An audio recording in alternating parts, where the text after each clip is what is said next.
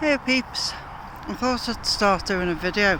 Right, video number 1, just so people know from the beginning. If I record it, I can only do like 10 minutes or it won't let me put it up for some reason. If anyone knows why that is, please let me know. Second thing is, I have false teeth and I forgot to put my bottom teeth in, so there's the honesty for you. You don't get much more honest than that, do you? But I thought, because I know I said to start from tomorrow, but John's having a little snooze in it, because he's back on me tomorrow, so I wanted to do something. Anyway, I'm going to tell you that quick because I don't want to run out of time, or I might do 2 videos if I have to. If I go live, I think I can do as long as I like, but you're supposed to be able to put an hour up, but it's not happening. So what I'm going to tell you about is things that I've learned about my childhood that may have shaped certain ways that I am. Not people didn't, because I actually had a beautiful childhood and a beautiful upbringing, and I know that's not the same for everybody, and I know that trauma and negative things happening can massively shape the way people are. Thankfully, mine wasn't like that, but there are ways that I was that I learned the behaviour myself, not from somebody, but learned behaviour of my own. I don't know why, and people might be able to identify with it, and it's why it took a long time to sort myself out.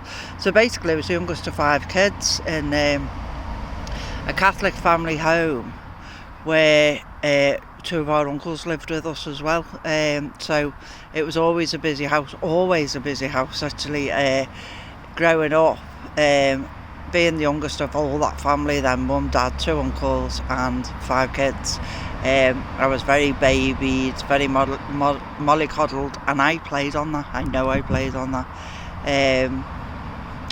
all my life into adulthood, to be perfectly honest. But very early on I was aware of people's reactions to me and things I said or did, and how that could influence the way they treated me and stuff. Very early on, I can remember that now, which quite possibly led to people pleasing, which I would never have known in a million years what that meant without doing work on myself. And people pleasing, basically, I think most people do it. There are a few I know that don't, and they are very self-confident. People pleasers, basically, it's a strong urge to please other people at your own expense, to do things and help other people, and it's basically detrimental to you because you're putting others' needs ahead of your own. You're battering your own self-esteem, and you're neglecting yourself and doing self-harm, basically, because you are convincing yourself that their needs are more important than yours, and that the only way you'll be liked and thought well of is by doing this.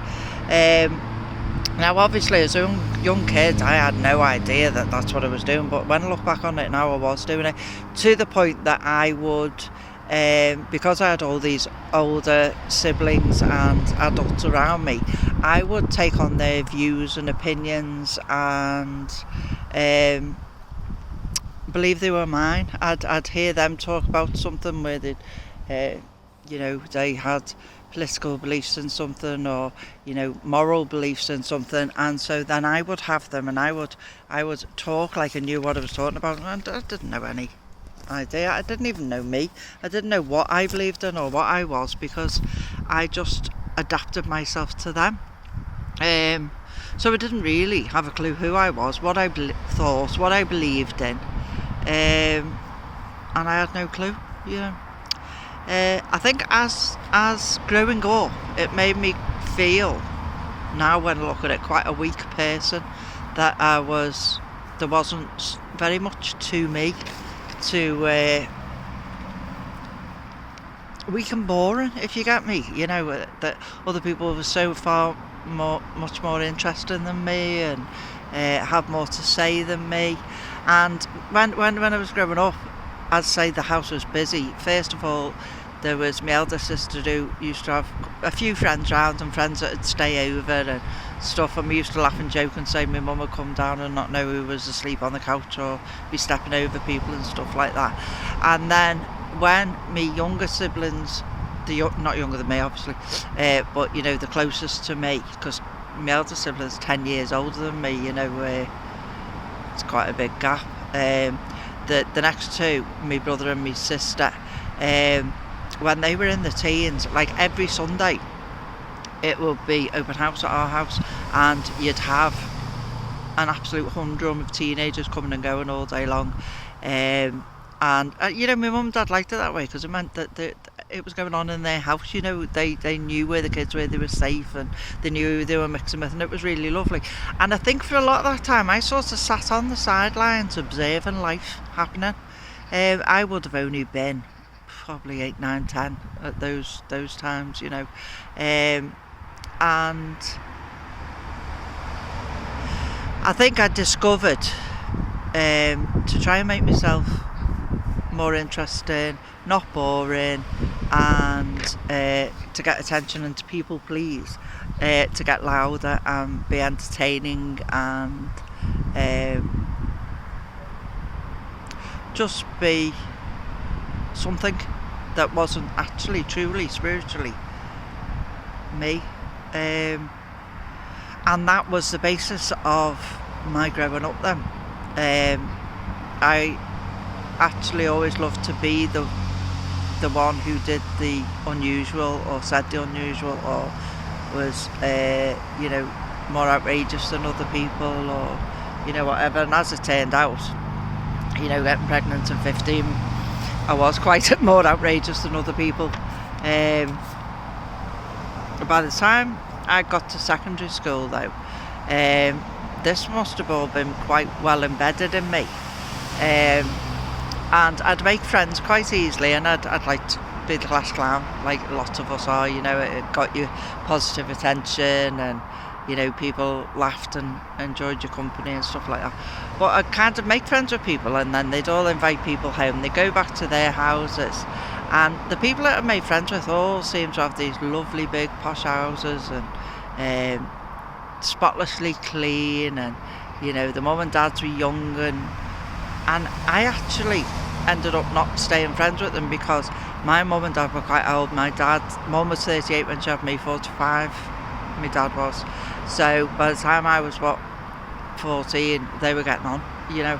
Our house was very well lived in, not dirty, but you know, it was very well lived in, and with all those people in it, you can imagine.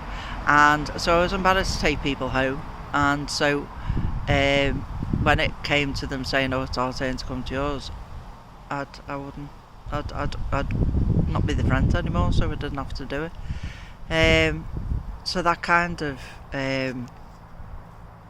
made the decision of who I was friends with and not. At some point in my life that must have changed, because then I got in with a group of friends who I ended up having one of their brothers as my boyfriend, who ended up being the dad of my eldest son. And they all did come to our house, but then again, actually, their houses were quite similar to ours, now when I think about it. Yeah, so I'd obviously will have gone to their houses first, realised that it was quite similar to ours, lived in, you know, it wasn't everything absolutely perfect, spick and span. And that lives with me now, because people who know me know my house isn't, and I do still feel embarrassed and ashamed of people coming round on my house not being tidy. But at the minute, my heart's not the best. I don't have very much energy, and I just can't keep on top of it. So, you know, I like it all lumpy, you know. If you come to see me, you come to see me, whatever my house is in. And that's not true, actually, because that's not how I feel. I don't want people to come if my house is a mess. I'll make probably every excuse for them not to, which is sad, isn't it, really, you know.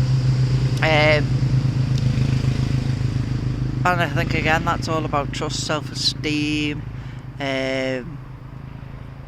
confidence, and the thing about the other day about, you know, worrying about what the people think and stuff like that.